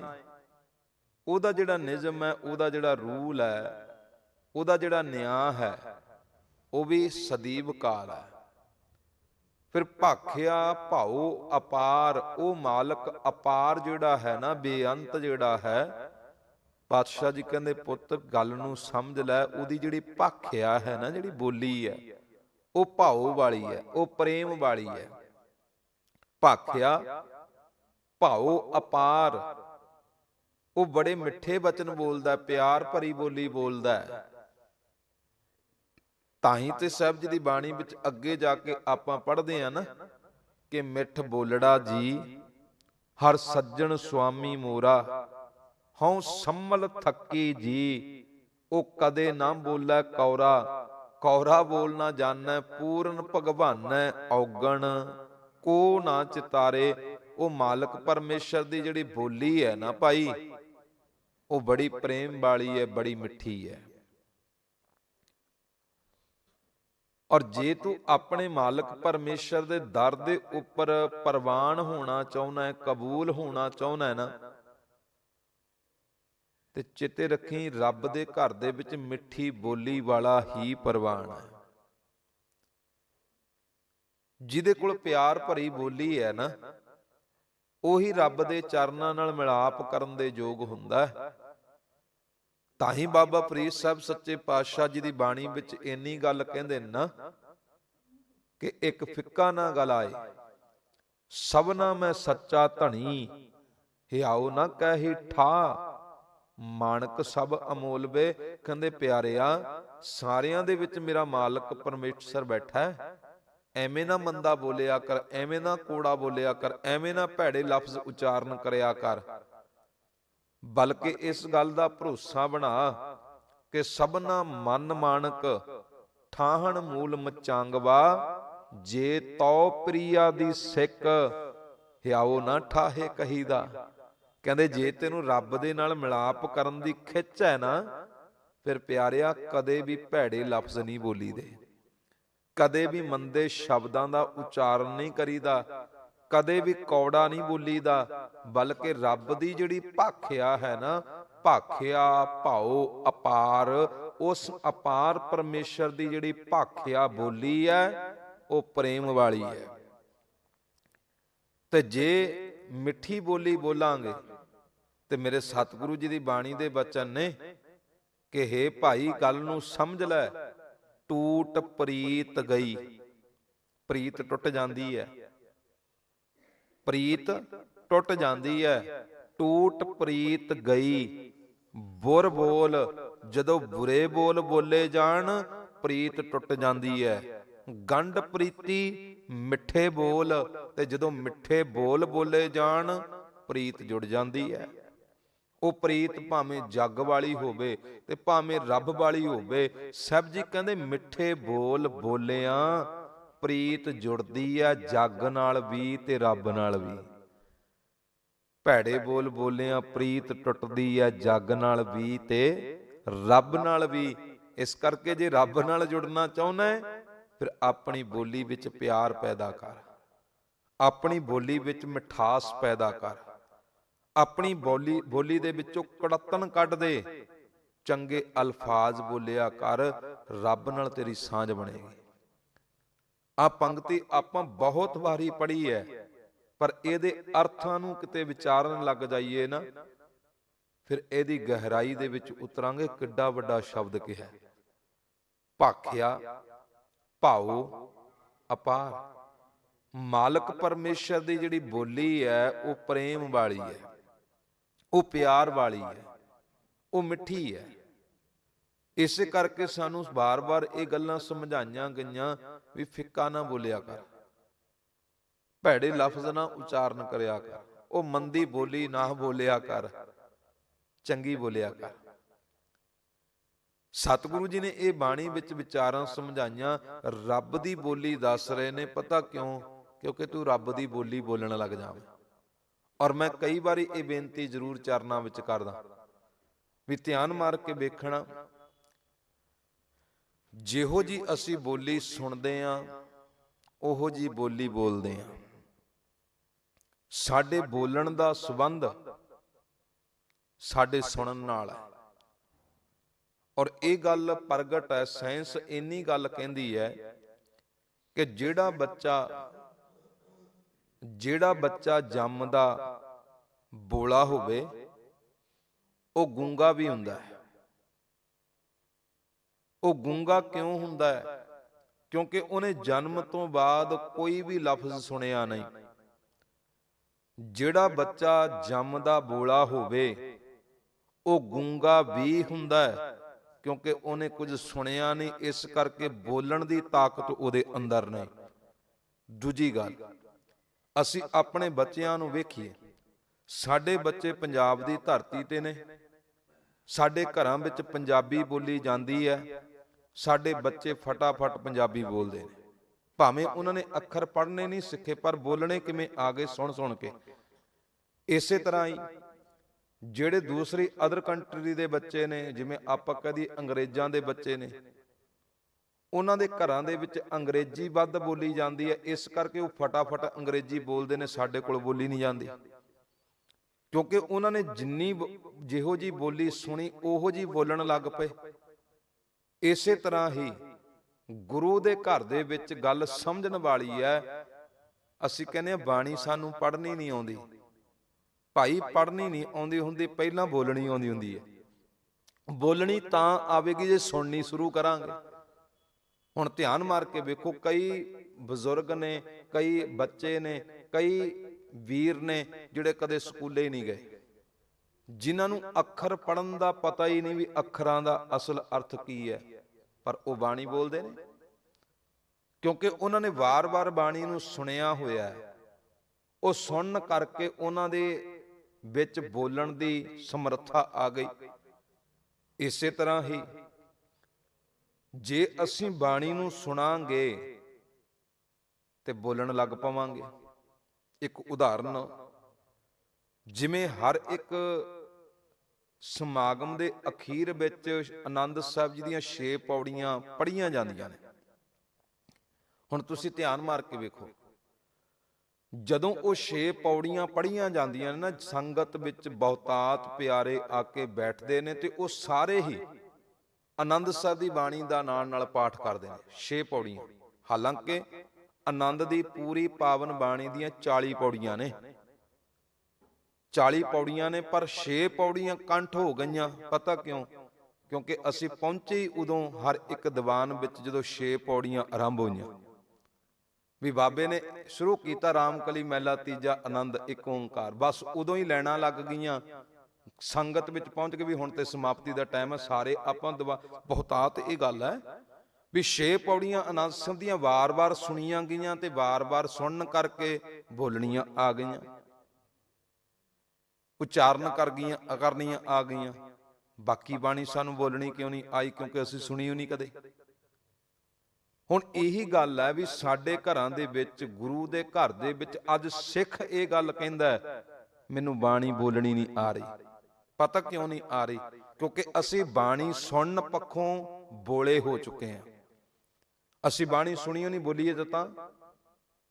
ਅੱਜ ਸਿੱਖ ਦਾ ਬੱਚਾ ਕਹਿ ਰਿਹਾ ਵੀ ਮੈਨੂੰ ਬਾਣੀ ਪੜ੍ਹਨੀ ਨਹੀਂ ਆ ਰਹੀ, ਮੈਨੂੰ ਬਾਣੀ ਬੋਲਣੀ ਨਹੀਂ ਆ ਰਹੀ। ਉਹਦਾ ਸਭ ਤੋਂ ਵੱਡਾ ਕਾਰਨ ਹੈ ਕਿ ਸਿੱਖ ਦੇ ਘਰ ਦੇ ਵਿੱਚ ਬੱਚਿਆਂ ਨੇ ਗੁਰੂ ਦੀ ਬਾਣੀ ਸੁਣਨੀ ਬੰਦ ਕੀਤੀ ਹੋਈ ਹੈ। ਜਿਹੜੇ ਬੱਚੇ ਗੁਰੂ ਦੀ ਬਾਣੀ ਸੁਣਨ ਪੱਖੋਂ ਬੋਲੇ ਨੇ, ਉਹ ਗੁਰੂ ਦੀ ਬਾਣੀ ਬੋਲਣ ਪੱਖੋਂ ਗੂੰਗੇ ਵੀ ਹੋਣਗੇ, ਉਹਨਾਂ ਨੂੰ ਬੋਲਣੀ ਨਹੀਂ ਆ ਸਕਦੀ। ਤਾਂ ਹੀ ਮੇਰੇ ਸਾਹਿਬ ਜੀ ਕਹਿੰਦੇ ਉਹ ਰੱਬ ਦੀ ਬੋਲੀ ਸੁਣ ਤੇ ਸਹੀ, ਜਿੱਦਣ ਰੱਬ ਦੀ ਬੋਲੀ ਸੁਣੇਗਾ ਫਿਰ ਰੱਬ ਦੀ ਬੋਲੀ ਬੋਲੇਗਾ। ਰੱਬ ਦੀ ਬੋਲੀ ਪ੍ਰੇਮ ਵਾਲੀ ਹੈ, ਪਿਆਰ ਵਾਲੀ ਹੈ, ਮਿਠਾਸ ਵਾਲੀ ਹੈ। ਜਿੱਦਣ ਰੱਬ ਦੀ ਬੋਲੀ ਸੁਣਨ ਲੱਗ ਪਿਆ ਨਾ, ਉਦਣ ਰੱਬ ਵਾਲੀ ਬੋਲੀ ਬੋਲਣ ਲੱਗ ਪਵੇਂਗਾ, ਫਿਰ ਪਤਾ ਲੱਗੇਗਾ ਰੱਬ ਨਾਲ ਤੇਰੀ ਸਾਂਝ ਬਣ ਗਈ। ਰੱਬ ਨਾਲ ਤੇਰੀ ਪ੍ਰੀਤ ਬਣ ਗਈ। ਭਾਖਿਆ ਭਾਉ ਅਪਾਰ, ਇਹ ਪੰਗਤੀ ਪੜਨ ਦਾ ਮਤਲਬ ਹੈ ਵੀ ਤੂੰ ਅਪਾਰ ਪਰਮੇਸ਼ਰ ਦੀ ਬੋਲੀ ਨੂੰ ਸੁਣ। ਜਦੋਂ ਉਹਦੀ ਬੋਲੀ ਨੂੰ ਸੁਣੇਗਾ, ਉਹਦੀ ਬੋਲੀ ਬੋਲੇਗਾ, ਇਹ ਤੇ ਸੱਚ ਹੈ।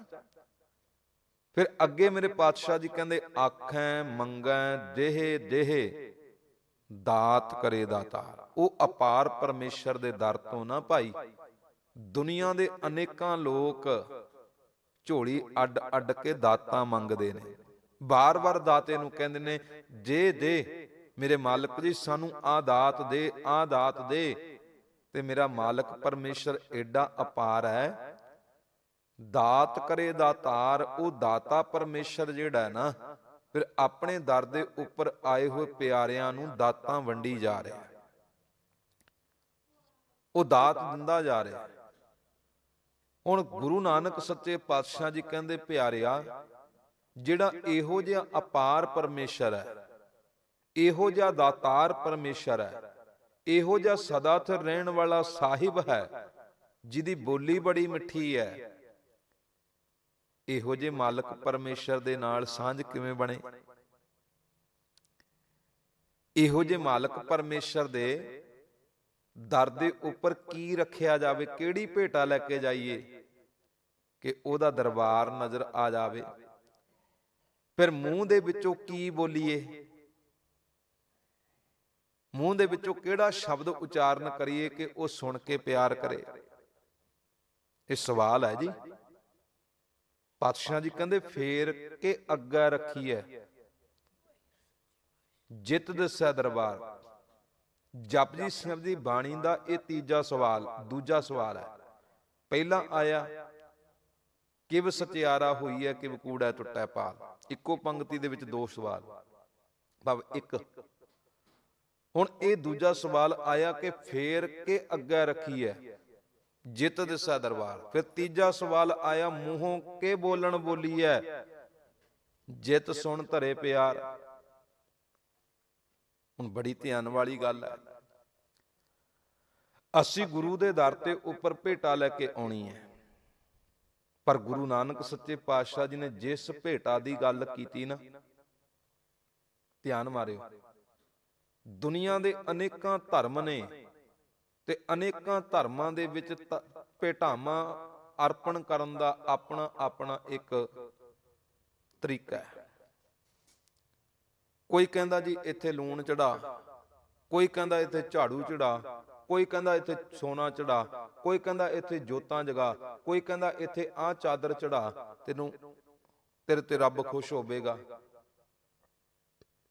ਪਰ ਗੁਰੂ ਨਾਨਕ ਦੇ ਘਰ ਨੇ ਜਿਸ ਭੇਟਾ ਦੀ ਗੱਲ ਕੀਤੀ ਨਾ, ਹੋ ਸਕਦਾ ਹੈ ਕੋਈ ਕਹੇ ਵੀ ਮੇਰੇ ਕੋਲ ਤੇ ਆਪਣੇ ਘਰ ਵਿੱਚ ਚਾਨਣ ਕਰਨ ਦੇ ਲਈ ਤੇਲ ਨਹੀਂ, ਮੈਂ ਦੇਸੀ ਘਿਓ ਦਾ ਜੀਵਾ ਜੋਤ ਕਿੱਥੇ ਜਗਾ ਦੇਵਾਂ। ਮੇਰੇ ਕੋਲ ਤੇ ਆਪਣੇ ਤਨ ਢੱਕਣ ਲਈ ਕੱਪੜਾ ਨਹੀਂ, ਮੈਂ ਕੀਮਤੀ ਰੁਮਾਲੇ, ਕੀਮਤੀ ਚਾਦਰਾਂ ਕਿੱਥੋਂ ਲੈ ਆਵਾਂ। ਮੇਰੇ ਕੋਲ ਤੇ ਆਪਣੇ ਕੋਲ ਖਾਣ ਪੀਣ ਲਈ ਪਦਾਰਥ ਨਹੀਂ, ਮੈਂ ਅਨੇਕਾਂ ਤਰ੍ਹਾਂ ਦਾ ਪਕਵਾਨ ਕਿਵੇਂ ਪਕਾ ਕੇ ਚੜਾ ਦੇਵਾਂ। ਮੇਰੇ ਕੋਲ ਤੇ ਆਪਣੇ ਜੀਵਨ ਦੇ ਵਿੱਚ ਖਾਣ ਲਈ ਟੁੱਕੜ ਨਹੀਂ, ਮੈਂ ਸੋਨਾ ਚਾਂਦੀ ਕਿੱਥੋਂ ਲਿਆਵਾਂ ਰੱਬ ਨੂੰ ਖੁਸ਼ ਕਰਨ ਲਈ।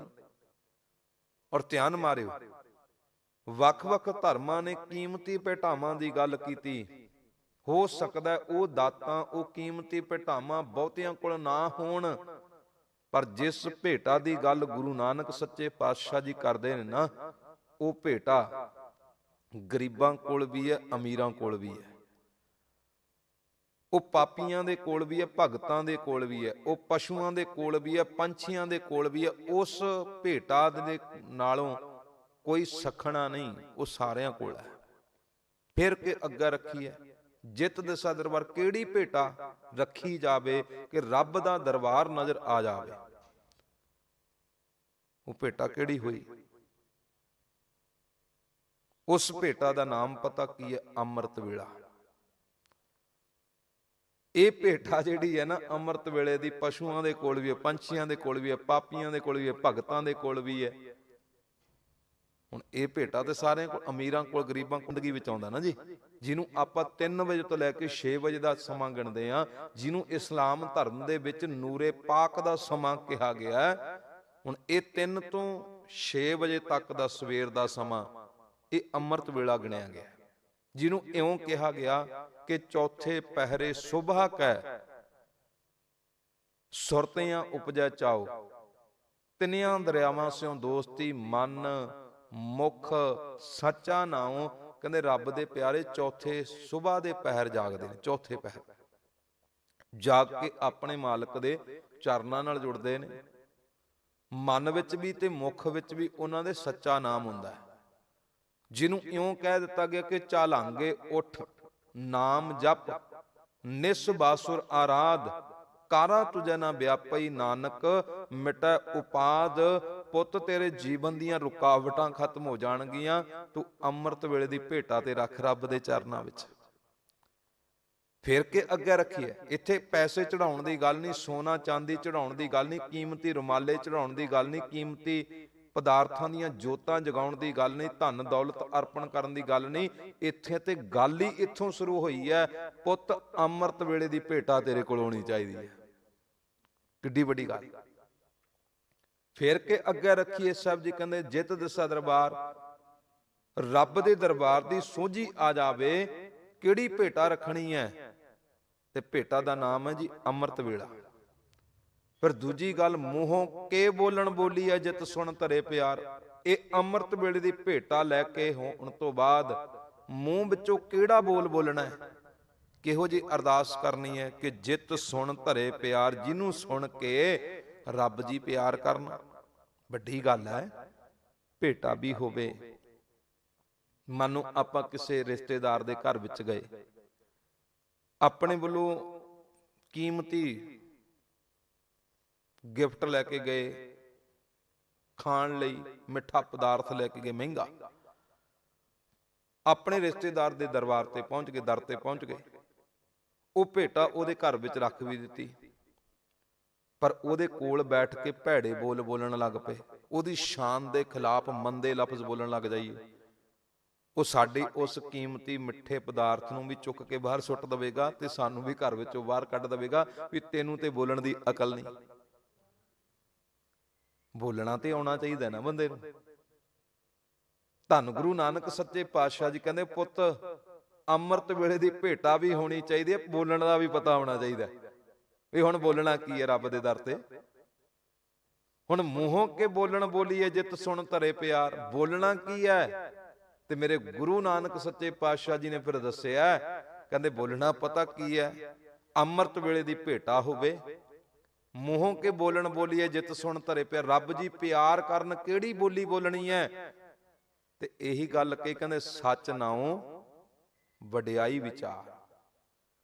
ਤੇਰੇ ਮੁਖ ਦੇ ਵਿੱਚੋਂ ਸੱਚੇ ਨਾਮ ਦੀਆਂ ਵਡਿਆਈਆਂ ਦੀ ਵਿਚਾਰ ਨਿਕਲਣੀ ਚਾਹੀਦੀ ਹੈ, ਤਾਂ ਰੱਬ ਪਿਆਰ ਕਰੇਗਾ ਤੈਨੂੰ,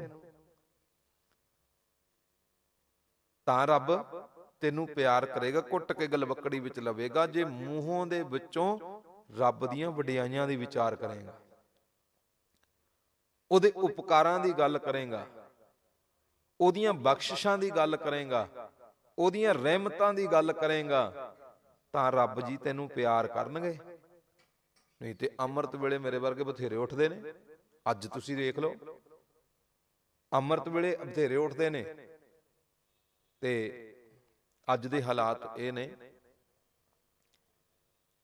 ਸਾਡੇ ਬੱਚੇ ਸਰੀਰਕ ਤਾਕਤ ਵਧਾਉਂਦੇ ਨੇ, ਸਰੀਰਕ ਬਲ ਪੈਦਾ ਕਰਦੇ, ਚੰਗੀ ਗੱਲ, ਪਰ ਧਿਆਨ ਮਾਰਨਾ, ਸਰੀਰ ਕਰਕੇ ਉਹ ਤਕੜੇ ਹੋ ਰਹੇ ਨੇ, ਪਰ ਮਨ ਕਰਕੇ ਇੰਨੇ ਕਮਜ਼ੋਰ, ਇੰਨੇ ਬੁਜ਼ਦਲ ਹੋ ਰਹੇ ਨੇ। ਪਤਾ ਕਿਉਂ? ਅੰਮ੍ਰਿਤ ਵੇਲੇ ਦੀ ਸੰਭਾਲ ਤੇ ਕਰਦੇ ਨੇ, ਤੁਸੀਂ ਧਿਆਨ ਮਾਰ ਕੇ ਵੇਖੋ, ਸਵੇਰੇ ਉੱਠ ਕੇ ਸਾਡੇ ਬੱਚੇ ਜਿਮ ਜਾਂਦੇ ਨੇ, ਜਿਮ ਜਾਂਦੇ ਨੇ ਜੀ। ਹੁਣ ਜਿੱਥੇ ਉਹਨਾਂ ਦੇ ਕੰਨਾਂ ਦੇ ਵਿੱਚ ਸਵੇਰੇ ਅੰਮ੍ਰਿਤ ਵੇਲੇ ਰੱਬ ਦੀ ਬਾਣੀ ਦੀਆਂ ਧੁਨਾਂ ਪੈਣੀਆਂ ਚਾਹੀਦੀਆਂ ਸੀ, ਉੱਥੇ ਗੰਦੇ ਗੀਤਾਂ ਦੀਆਂ ਧੁਨਾਂ ਪੈ ਰਹੀਆਂ ਨੇ। ਹੁਣ ਧਿਆਨ ਮਾਰਿਓ, ਜਿੱਥੇ ਮੂੰਹ ਦੇ ਵਿੱਚੋਂ ਰੱਬ ਦੀ ਬਾਣੀ ਦੀ ਵਿਚਾਰ ਨਿਕਲਣੀ ਚਾਹੀਦੀ ਸੀ, ਉੱਥੇ ਗੰਦੇ ਗੀਤਾਂ ਦੀ ਵਿਚਾਰ ਨਿਕਲਦੀ ਪਈ ਹੈ। ਹੁਣ ਤੇ ਬਲ ਤੇ ਆਇਆ, ਸਰੀਰਕ ਤਾਕਤ ਤੇ ਪੈਦਾ ਹੋ ਗਈ, ਪਰ ਉਹ ਸਰੀਰਕ ਤਾਕਤ ਦੇ ਨਾਲ ਉੱਚਾ ਕਿਰਦਾਰ ਨਹੀਂ ਬਣਾ ਸਕੇ, ਉੱਚਾ ਵਿਚਾਰ ਨਹੀਂ ਬਣਾ ਸਕੇ, ਉੱਚਾ ਦੀਦਾਰ ਨਹੀਂ ਬਣਾ ਸਕੇ, ਉੱਚਾ ਸਤਿਕਾਰ ਨਹੀਂ ਬਣਾ ਸਕੇ। ਉਹ ਸਰੀਰਕ ਬਲ ਨੂੰ ਵੀ ਦੁਨੀਆ ਦੇ ਵਿੱਚ ਨੁਮਾਇਸ਼ ਦੇ ਤੌਰ ਤੇ ਦਿਖਾਉਂਦੇ ਫਿਰਦੇ ਨੇ। ਜੇ ਉਹਨਾਂ ਦੀ ਕਿਰਦਾਰ ਦੀ ਪੱਖ ਦੀ ਗੱਲ ਕਰੀਏ ਤੇ ਅਨੇਕਾਂ ਤਰ੍ਹਾਂ ਦੀ ਭੈੜੀ ਸੋਚ ਹੈ। ਉਹ ਆਪਣੀ ਸਰੀਰਕ ਦੌਲਤਾਂ ਨੂੰ ਵੀ ਦੂਜਿਆਂ ਦੀ ਸੁੰਦਰਤਾ ਨੂੰ ਮੋਹਿਤ ਕਰਨ ਲਈ ਵਰਤਦੇ ਨੇ। ਸਤਿਗੁਰੂ ਜੀ ਨੇ ਇਹ ਗੱਲਾਂ ਸਮਝਾਈਆਂ, ਕਹਿੰਦੇ ਪੁੱਤ ਅੰਮ੍ਰਿਤ ਵੇਲਾ ਤੇ ਆ ਸਕਦਾ, ਪਰ ਇਹ ਤੇ ਵੇਖ ਉਹ ਤੋਂ ਬਾਅਦ ਵਿੱਚ ਕਰਦਾ ਕੀ ਪਿਆ, ਬੋਲਦਾ ਕੀ ਪਿਆ, ਸੁਣਦਾ ਕੀ ਪਿਆ, ਵਿਚਾਰਦਾ ਕੀ ਪਿਆ, ਧਿਆਨ ਕਿੱਥੇ ਜੁੜਦਾ ਪਿਆ। ਤਾਂ ਹੀ ਤੇ ਅੱਜ ਸਾਡੇ ਬੱਚਿਆਂ ਦੇ ਜੀਵਨ ਉਜੜ ਗਏ ਕਿ ਉਹਨਾਂ ਦੀ ਜ਼ਿੰਦਗੀ ਦੇ ਵਿੱਚ ਜੇ ਅੰਮ੍ਰਿਤ ਵੇਲਾ ਆਇਆ ਪਰ ਮੂੰਹ ਕੇ ਬੋਲਣ ਬੋਲੀਏ ਜਿਤ ਸੁਣ ਧਰੇ ਪਿਆਰ, ਰੱਬ ਜੀ ਪਿਆਰ ਕਰਨ, ਇਹ ਗੱਲ ਨਹੀਂ ਸਮਝ ਲੱਗੀ। ਇਹ ਗੱਲਾਂ ਗੁਰੂ ਦੇ ਘਰ ਵਿੱਚ ਸਮਝਾਈਆਂ ਗਈਆਂ, ਅਸੀਂ ਤੇ ਭੁੱਲ ਗਏ ਆਪਣਾ ਵਿਰਸਾ। ਇਹ ਜਿਹੜੇ ਜਿਮ ਥਾਂ ਥਾਂ ਤੇ ਖੁੱਲੇ ਨੇ ਨਾ, ਇਹ ਗੁਰੂ ਦੇ ਘਰ ਦੀ ਪੈਦਾਇਸ਼ ਹੈ। ਧਿਆਨ ਮਾਰ ਕੇ ਵੇਖਣਾ, ਗੁਰੂ ਅੰਗਦ ਸਾਹਿਬ ਜੀ ਦੇ ਦਰ ਦੇ ਉੱਪਰ ਮੱਲ ਅਖਾੜੇ ਖੁੱਲਣੇ ਇਸ ਗੱਲ ਦਾ ਪ੍ਰਤੀਕ ਸੀ, ਪੁੱਤ ਤੈਨੂੰ ਆਪਣੇ ਸਰੀਰ ਦੀ ਤਾਕਤ ਬਣਾਉਣ ਦੇ ਲਈ ਕਿਸੇ ਹੋਰ ਕੋਲ ਨਾ ਜਾਣਾ ਪਵੇ, ਗੁਰੂ ਦੇ ਘਰ ਵਿੱਚ ਹੀ ਆਵੇਂ, ਤੇਰੇ ਕੰਨਾਂ ਵਿੱਚ ਰੱਬ ਦੀ ਬਾਣੀ ਦੀਆਂ ਧੁਨਾਂ ਪੈਣ। ਤੂੰ ਸਰੀਰ ਕਰਕੇ ਵੀ ਏਡਾ ਬਲਵਾਨ ਹੋ ਜਾਵੇਂ ਕਿ ਤੇਰੇ ਸਰੀਰ ਦੀ ਤਾਕਤ ਦਾ ਵੀ ਕੋਈ ਮੁਕਾਬਲਾ ਨਾ ਕਰ ਸਕੇ। ਤੂੰ ਰੱਬ ਦੀ ਬਾਣੀ ਪੜ੍ਹ ਕੇ ਮਾਨਸਿਕ ਤੌਰ ਤੇ ਵੀ ਇੰਨਾ ਤਾਕਤਵਰ ਹੋ ਜਾਵੇਂ, ਤੈਨੂੰ ਆਪਣੇ ਗੁਰੂ ਦੇ ਰਾਹ ਤੋਂ ਕੋਈ ਦੂਰ ਨਾ ਕਰ ਸਕੇ। ਦੋਵੇਂ ਤੇ ਚੀਜ਼ਾਂ ਦਿੱਤੀਆਂ ਜੀ, ਸਾਨੂੰ ਬਾਣੀ ਵੀ ਦਿੱਤੀ, ਸਾਨੂੰ ਸਰੀਰਕ ਤਾਕਤ ਪੈਦਾ ਕਰਨ ਦੇ ਲਈ ਮੱਲ ਅਖਾੜੇ ਜਿਹੜੇ ਅੱਜ ਜਿਮ ਦਾ ਰੂਪ ਨੇ, ਉਹ ਸਾਡੇ ਬੱਚਿਆਂ ਦੇ ਜੀਵਨ ਵਿੱਚੋਂ ਇਹ ਸਾਰਾ ਕੁਝ ਵੱਖਰਾ ਵੱਖਰਾ ਹੋ ਗਿਆ। ਤਾਂ ਹੀ ਤੇ ਭਟਕਣਾ ਬਣ ਗਈ, ਅਸੀਂ ਆਪਣੇ ਵਿਰਸੇ ਨੂੰ ਸੰਭਾਲ ਨਹੀਂ ਸਕੇ। ਸਤਿਗੁਰੂ ਜੀ ਨੇ ਇਹ ਕਿਰਪਾ ਸਾਡੇ ਉੱਪਰ ਕੀਤੀ, ਰਹਿਮਤ ਸਾਡੇ ਉੱਪਰ ਕੀਤੀ। ਕਹਿੰਦੇ ਚੇਤੇ ਰੱਖੀ, ਰੱਬ ਦੇ ਦਰ ਦੇ ਉੱਪਰ ਪਹੁੰਚਦਿਆਂ ਹੋਇਆਂ ਤੇਰੇ ਕੋਲ ਅੰਮ੍ਰਿਤ ਵੇਲੇ ਦੀ ਭੇਟਾ ਹੋਣੀ ਚਾਹੀਦੀ। ਫਿਰ ਕੇ ਅੱਗੇ ਰੱਖੀਏ ਜਿੱਤ ਦਸਾ ਦਰਬਾਰ, ਕਿਹੜੀ ਦਾਤ ਭੇਟਾ ਰੱਖਾਂ? ਸਭ ਜੀ ਕਹਿੰਦੇ ਕੋਈ ਨਹੀਂ, ਪੈਸਿਆਂ ਦੀ ਗੱਲ ਨਹੀਂ, ਸੋਨੇ ਚਾਂਦੀ ਦੀ ਗੱਲ ਨਹੀਂ, ਕੀਮਤੀ ਰੁਮਾਲਿਆਂ ਦੀ ਗੱਲ ਨਹੀਂ, ਧਨ ਦੌਲਤ ਦੀ ਗੱਲ ਨਹੀਂ, ਬਲਕਿ ਅੰਮ੍ਰਿਤ ਵੇਲੇ ਦੀ ਗੱਲ ਹੈ। ਫਿਰ ਕੇ ਅੱਗੇ ਰੱਖੀ ਹੈ ਜਿੱਤ ਦਿਸਾ ਦਰਬਾਰ, ਰੱਬ ਦਾ ਦਰਬਾਰ ਨਜ਼ਰ ਆਵੇ, ਕਿਹੜੀ ਭੇਟਾ ਰੱਖਣੀ ਆ ਉੱਥੇ? ਸਭ ਜੀ ਕਹਿੰਦੇ ਅੰਮ੍ਰਿਤ ਵੇਲਾ। ਫਿਰ ਮੂੰਹੋਂ ਕੇ ਬੋਲਣ ਬੋਲੀਏ ਜਿਤ ਸੁਣ ਧਰੇ ਪਿਆਰ, ਮੂੰਹ ਵਿੱਚੋਂ ਕਿਹੜੇ ਬੋਲ ਬੋਲਾਂ ਕਿ ਰੱਬ ਜੀ ਪਿਆਰ ਕਰਨ ਮੇਰੇ ਬਚਨਾਂ ਨੂੰ ਸੁਣ ਕੇ, ਬੋਲਾਂ ਨੂੰ ਸੁਣ ਕੇ। ਸਾਹਿਬ ਜੀ ਕਹਿੰਦੇ ਅੰਮ੍ਰਿਤ ਵੇਲੇ ਜਾਗ ਕੇ ਨਾ ਪੁੱਤ ਸੱਚ ਨਾਮ ਵਡਿਆਈ ਵਿਚਾਰ, ਸੱਚੇ ਨਾਮ ਦੀਆਂ ਵਡਿਆਈਆਂ ਦੀ ਵਿਚਾਰ ਤੇਰੇ ਮੁਖ ਵਿੱਚੋਂ ਨਿਕਲੇ, ਮੇਰਾ ਰੱਬ ਤੈਨੂੰ ਘੁੱਟ ਕੇ ਆਪਣੀ ਗਲਵੱਕੜੀ ਵਿੱਚ ਲਵੇਗਾ। ਫਿਰ ਤੈਨੂੰ ਸਮਝ ਲੱਗੇਗੀ ਕਿ ਕਰਮੀ ਆਵੇ ਕੱਪੜਾ, ਨਦਰੀ ਮੋਖ ਦੁਆਰ। ਉਹਦੀ ਬਖਸ਼ਿਸ਼ ਦੇ ਨਾਲ ਸਿਫਤ ਸਲਾਹ ਰੂਪੀ ਕੱਪੜਾ ਮਿਲਦਾ ਹੈ, ਉਹਦੀ ਕਿਰਪਾ ਦੇ ਨਾਲ ਰੱਬ ਦੀ ਬੰਦਗੀ ਦਾ ਜੀਵਨ ਮਿਲਦਾ ਹੈ। ਫਿਰ ਜਦੋਂ ਉਹਦੀ ਨਦਰ ਹੋ ਜਾਵੇ ਨਾ, ਨਦਰੀ ਮੋਖ ਦੁਆਰ, ਫਿਰ ਉਹਦੀ ਨਦਰ ਦੇ ਨਾਲ ਹੀ ਮੋਖ ਦੁਆਰ, ਮੁਕਤੀ ਦਾ ਦਰ, ਭਾਵ ਕੂੜ ਦੀ ਪਾਲ ਤੋਂ ਜੀਵਨ ਨੂੰ ਮੁਕਤੀ ਮਿਲਦੀ ਹੈ ਜਦੋਂ ਉਹਦੀ ਨਦਰ ਹੁੰਦੀ ਹੈ। ਜਦੋਂ ਉਹਦੀ ਕਿਰਪਾ ਹੁੰਦੀ ਹੈ ਫੇਰ ਹੀ ਜੀਵਨ ਨੂੰ ਅਨੇਕਾਂ ਭੈੜੀਆਂ ਕੁਰੀਤੀਆਂ ਤੋਂ ਮੁਕਤੀ ਮਿਲਦੀ ਹੈ। ਨਦਰੀ ਮੁਖ ਦੁਆਰ। ਫਿਰ ਸਾਹਿਬ ਜੀ ਕਹਿੰਦੇ ਜਦੋਂ ਪਿਆਰਾ ਆਪਣੇ ਮਾਲਕ ਦੇ ਚਰਨਾਂ ਨਾਲ ਜੁੜਦਾ ਹੈ ਨਾ, ਨਾਨਕ ਏਵੈ ਜਾਣੀਐ ਸਭ ਆਪੇ ਸਚਿਆਰ। ਇਹ ਪੰਕਤੀ ਪੜਨ ਲੱਗਿਆਂ ਬਹੁਤਾਤ ਉਚਾਰਨ ਪੱਖ ਬੜਾ ਧਿਆਨ ਵਾਲਾ ਹੈ, ਨਹੀਂ ਤੇ ਅਸੀਂ ਗਲਤ ਦੁਹਰਾ ਜਾਂਦੇ ਹਾਂ। ਈੜੀ ਦੀ ਥਾਂ ਤੇ ਐੜਾ ਲਾ ਜਾਂਦੇ ਹਾਂ, ਨਾਨਕ ਐਵੇਂ ਜਾਣੀਏ, ਐਵੇਂ ਨਹੀਂ, ਐਵੇਂ, ਇਸ ਤਰੀਕੇ ਨਾਲ ਨਾਨਕ ਐਵੇਂ ਜਾਣੀਐ ਸਭ ਆਪੇ ਸਤਿਆਰ। ਫਿਰ ਇਸ ਤਰੀਕੇ ਦੇ ਨਾਲ ਜੀਵਨ ਬਤੀਤ ਕੀਤਿਆਂ ਪਤਾ ਲੱਗਦਾ ਹੈ ਮੇਰਾ ਮਾਲਕ ਪਰਮੇਸ਼ਰ ਜਿਹੜਾ ਹੈ ਨਾ, ਉਹ ਤੇ ਸਾਰੀਆਂ ਥਾਵਾਂ ਦੇ ਉੱਪਰ ਵਿਆਪਕ ਹੈ। ਸਦੀਵ ਕਾਲ ਜਿਹੜਾ ਪਰਮੇਸ਼ਰ ਹੈ ਉਹ ਸਾਰਿਆਂ ਦੇ ਵਿੱਚ ਮੌਜੂਦ ਹੈ, ਉਹ ਸਾਰਿਆਂ ਦੇ ਕੋਲ ਹੈ ਸਦਾ। ਅੰਗ ਸੰਗੇ ਅਪੰਗੰ ਵਿਭੂਤੇ, ਉਹ ਤੇ ਸਦਾ ਨਾਲ ਹੈ, ਦੂਰ ਹੈ ਹੀ ਨਹੀਂ। ਗੁਰੂ ਨਾਨਕ ਸੱਚੇ ਪਾਤਸ਼ਾਹ ਜੀ ਨੇ ਅੱਜ ਸਾਡੇ ਤੇ ਇਹ ਕਿਰਪਾ ਕੀਤੀ, ਕਹਿੰਦੇ ਪੁੱਤ ਆ ਗੁਣ ਧਾਰਨ ਕਰ। ਪਹਿਲੀ ਗੱਲ ਆਪਣੇ ਮਾਲਕ ਨੂੰ ਸਦੀਵ ਕਾਲ ਜਾਣ। ਦੂਜੀ ਗੱਲ ਉਹਦਾ ਨਿਆਂ ਅਟੱਲ ਹੈ, ਇਹ ਭਰੋਸਾ ਬਣਾ। ਤੀਜੀ ਗੱਲ ਉਹ ਅਪਾਰ ਪਰਮੇਸ਼ਰ ਦੀ ਬੋਲੀ ਬੜੀ ਪ੍ਰੇਮ ਵਾਲੀ ਹੈ, ਆਪਣੀ ਬੋਲੀ ਵੱਲ ਧਿਆਨ ਦੇ। ਚੌਥੀ ਗੱਲ ਉਹ ਦਾਤਾਰ ਏਦਾਂ ਦਾ ਹੈ, ਉਹਦੇ ਦਰ ਤੋਂ ਅਨੇਕਾਂ ਪਿਆਰੇ ਮੰਗਦੇ ਨੇ, ਮੇਰਾ ਮਾਲਕ ਸਾਰਿਆਂ ਨੂੰ ਦਾਤਾ ਦਿੰਦਾ ਹੈ। ਪੰਜਵੀਂ ਗੱਲ ਭੇਟਾ ਕਿਹੜੀ। ਛੇਵੀਂ ਗੱਲ ਆਪਣੇ ਜੀਵਨ ਦੇ ਵਿੱਚ ਮੂੰਹ ਵਿੱਚੋਂ ਕਿਹੜੀ ਬੋਲੀ ਬੋਲਣੀ ਹੈ, ਇਸ ਗੱਲ ਦਾ ਧਿਆਨ ਦੇ। ਸੱਤਵੀਂ ਗੱਲ ਤੇ ਭਰੋਸਾ ਬਣਾ ਵੀ ਉਹਦੀ ਨਜ਼ਰ ਦੇ ਨਾਲ ਹੀ ਸਿਫਤ ਸਲਾਹ ਹੋ ਰਹੀ ਹੈ, ਮੇਰੀ ਤਾਕਤ ਨਾਲ ਨਹੀਂ। ਮੇਰੇ ਵਿੱਚ ਵਾਹਿਗੁਰੂ ਕਹਿਣ ਦੀ ਤਾਕਤ ਨਹੀਂ, ਰੱਬਾ ਤੂੰ ਕਹਾ ਰਿਹਾ, ਇਹ ਭਰੋਸਾ ਬਣਾ। ਉਹਦੀ ਨਜ਼ਰ ਦੇ ਨਾਲ ਹੀ ਸਿਫਤ ਰੂਪੀ ਕੱਪੜਾ ਮਿਲਦਾ, ਉਹਦੀ ਨਜ਼ਰ ਦੇ ਨਾਲ ਹੀ ਮੁਕਤੀ ਮਿਲਣੀ ਹੈ।